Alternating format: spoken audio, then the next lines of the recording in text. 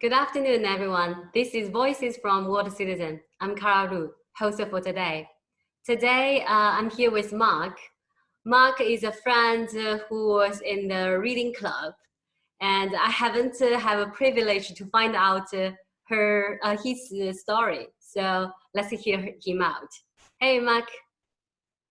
Hi, Kara. How are you? Yeah, really good, thank you. Yeah, it's lovely day down here. Some variable weather conditions, which is pretty typical for Tasmania. We often have very changeable weather, and yeah, it's good. Lots of variety. Nice. Mark, would you like to introduce yourself a bit in the beginning? Sure. Well, my name's Mark. I'm 50 and I'm married to a lovely woman named Meredy, and we live in a small seaside town in southern Tasmania. And Tasmania is the southernmost state of Australia. Our latitude's about 42 degrees south, so it gets quite chilly here. I work as a surveyor in the southern Tasmania region, so I travel around the south of the state doing land surveys for a company. And I have 4 guinea pigs that I take care of with Meredy. Actually, Meredy have a book about the guinea pigs, right? Yeah, Meredy's written a book about guinea pigs, novel, and she's writing another one at the moment. So, yeah, and they're wonderful creatures, and I highly recommend them. They're awesome. Nice. So, like you are a native there, like you born in Tasmania, or you also moved from somewhere else? Yeah, no, I was born here in the state's capital, Hobart, which is about 45 minutes drive from where we are. And I was born in the foothills of Kanani, or Mount Wellington's the English-sized sort of term for it. I was born and raised in Tasmania, and as a younger person, a child and a young adult, I pretty much lived everywhere that you can live within the state. So I've lived on the northwest coast, I've lived in the north, I've lived on the east coast, I've even lived on a tiny island in the middle of Bass Strait, which is the stretch of water which separates Tasmania from the larger Australian island called King Island. And that was a really interesting time in my life too. So that's sort of my story about where I was born and raised. I also lived in Sydney for 9 years, which is Australia's largest city, in and around Sydney. So, that's part of my story. How's life in Tasmania? Because I have never been there. So, Tasmania is also a place full of cultural diversity. People immigrate, or people have different beliefs, or like what it looks like there. Yeah, I would say that Tasmania generally, like especially compared to Sydney where I've lived, doesn't really have a very large cultural diversity. It tends to be quite a homogenous society. We have populations largely white, Caucasian people. And some areas of Tasmania, I suppose, have more cultural variety than others. Like Hobart probably has the most cultural diversity and the largest number of different ethnic groups.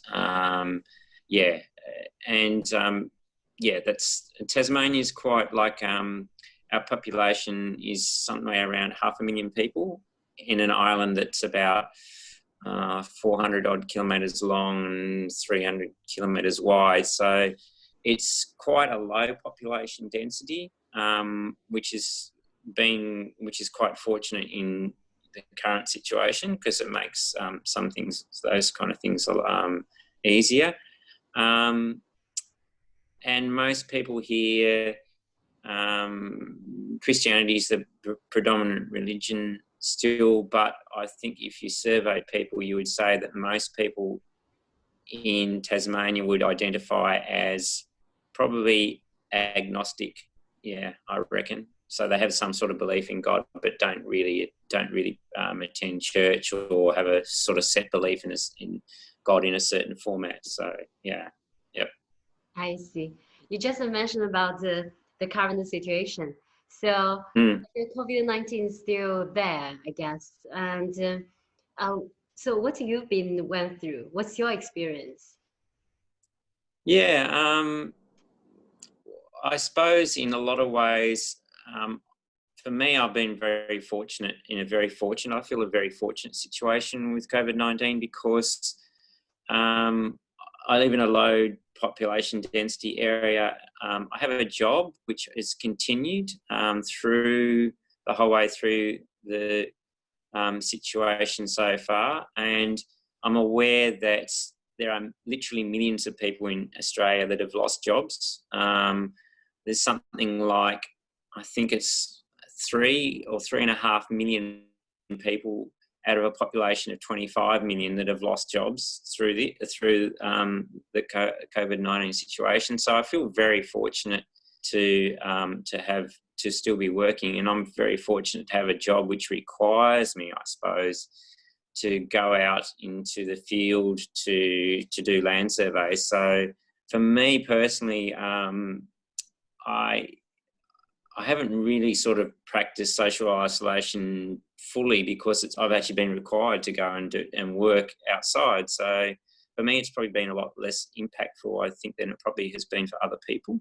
I know that some people, Meredy, for instance, is home all the time and hasn't had the opportunities to go out that she would have had in the past, and finds that, and that can be really challenging. So, and also for Australia, like I had a quick look before I got on this interview.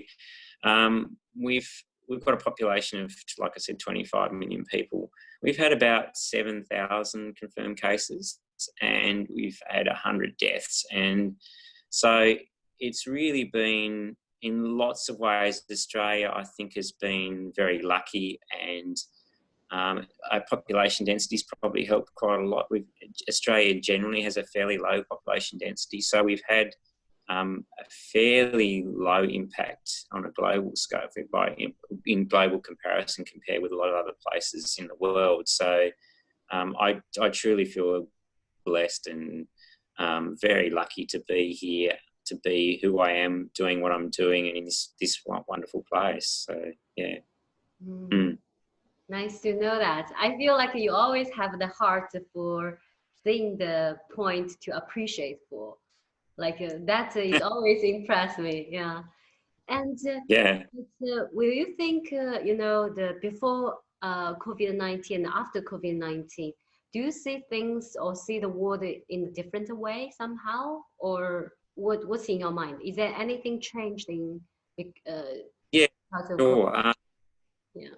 I think, generally speaking, the world will change. I can't say exactly how that's going. I wouldn't be able to predict exactly how that is, but it's been a huge thing because it's affected pretty much everyone on the planet. You know, we've had other things occur which have been large in scale, but I don't think there's ever been anything in my experience that's been quite as all-encompassing in affecting as many people for as long as this. And I think whenever human beings experience something that's significant, it does cause change.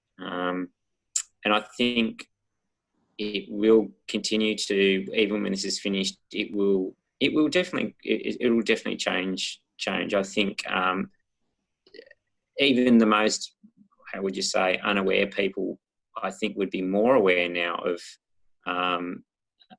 health issues, and especially the potential for health issues to affect them and affect their friends and family. And yeah, a lot of people have had to change habits or learn new habits because of this. And I think whenever, me personally, whenever you actually form a habit and it's fully cemented, then that changes you as a person. And I think thereby, I think most people will have formed new habits out of this, and where there's habit change, there's change in general. So I think, yes, this will change the whole world for sure. Mm-hmm. And what will be your change, like your habit change? Well, I think part of what I do to continue working is there's sterilizing procedures we go through with equipment and our vehicles that we use. And I have a habit formed now around doing that. And I think even when I stop having to do that, that will always be in the back of my mind, that time, and having to do that and doing that. And I think possibly it'll make me more aware. I think it has made me more aware of health and safety in a lot of ways. I think more about it now, whereas before I was probably a bit blasé about health and safety. Whereas now I think I'm a bit more, and I pay a bit more attention to it. I'm also think that I think I have more of an appreciation for a lot of things, and like the changes, and some of them have been challenging, but some of them have been really good. And I think I have more of an appreciation for a lot of things in life now because of the situation. And I think, I notice things a bit more. I'm not quite so sort of wrapped up in just going to work and coming home and those sort of associated challenges and pressures. It's been really good working from home for me. It's enabled me to sort of mix some of those things and think more about life in a sort of with a broader perspective, I suppose, is what it really gets down to. I think that's one of the things that's changed for me. I think I have a bit more of a broader perspective on life now than I used to. Mm-hmm. I see. Nice shared. So, do you also, so for the change for the outside world, with those, like, I think everyone also experienced the globalization. It's so easy to fly over to some country to experience different culture, and now seems there's also noises noises about hatred, Chinese blame Chinese to start a virus, things like that. And also there's noises about Bill Gates saying he got some plan, things like that, and someone burning 5G, and the WHO was being blamed. What do you think about that? Do you think it's normal, or? Yeah, I do think. I think that when something impacts on someone, and this kind of goes back to some conversations I've heard from some people in and around where I work. I think when people are what they perceive, I suppose, as negatively impacted by something, I think there is a human tendency to want to blame someone for that. And I think a lot of what's going on is people have been what they would perceive as being negatively impacted by this, and so they're reaching out to blame someone. And I think, unfortunately, there are some sort of unscrupulous people in this world that are trying to use that to their own advantage. And I think that's I think that's unconscionable, and I think I don't agree with that. But I think, on the other hand, I think a lot of people are actually, perhaps because people are connecting more via online, for instance, I think that possibly people are connecting more with people of different cultures, and because of this experience too. And I really hope that some of that sort of, especially in Tasmania, where can be quite insular, I really hope that some of this sort of broadening of perspective that I talked about, for me, I really hope, and I'm pretty sure that's happening for a few other people, and I really hope that helps counteract that sort of negative blaming someone else for something that I find challenging kind of mentality. And it's actually bring to the topic about the world citizenship. I do believe you are a strong believer for this world citizen concept because Yeah. the reading club we are in was named as world citizen. Hmm. Yeah, Yeah. absolutely. So how you define Um, world citizen?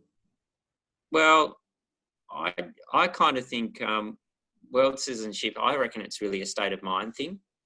I think that if you choose to um, think about yourself as being a world citizen and um, choose to sort of recognize um, as many different people as you can as brothers and sisters rather than just your neighbours or whatever, then I think that's what world citizenship is. It's about recognizing um, the universality of being a human being, not just being an Australian or a Tasmanian or whatever. It's recognizing the universality of we're all in this together. We're all human beings, and we all share lots of the same experiences, regardless of our cultures or race. And I think this whole experience has probably, hopefully, shown that to a lot of people that it doesn't matter where you are, everyone's being affected in the same ways to a certain extent. I mean, I think there are other conditions which it doesn't work that way, like socioeconomic, for instance. I think the differences between the really wealthy people in this situation and really poor people would actually be probably quite a lot more different than people of different cultures or races, for instance. So, but I think generally speaking, yeah, we're all one, and I think that's what world citizenship sort of means. It's a mindset of thinking that we're all in this together, and yeah, and we're more than just a different race or a different creed. We're actually all part of one race, and that's the human race. Yeah, yeah. I do find in this COVID-19 thing, Mm. like, everyone have different experience, have quite a different understanding about Yeah, many things. But when I absolutely. interview, yeah, when I interview a bunch of people, when I ask them about world citizen, concept about world citizen, actually I found a common points, like more similarity, the answer. Yeah, so I Yeah, think maybe in some way the world citizen concept could be a cue or a method which can help to lead the positive outcome after this COVID-19 in some way. yeah, definitely. Yeah. Yeah, yeah. Yeah. So Mm. I ask you, what will be the first thing you would love to do after this COVID-19 gone, like finished?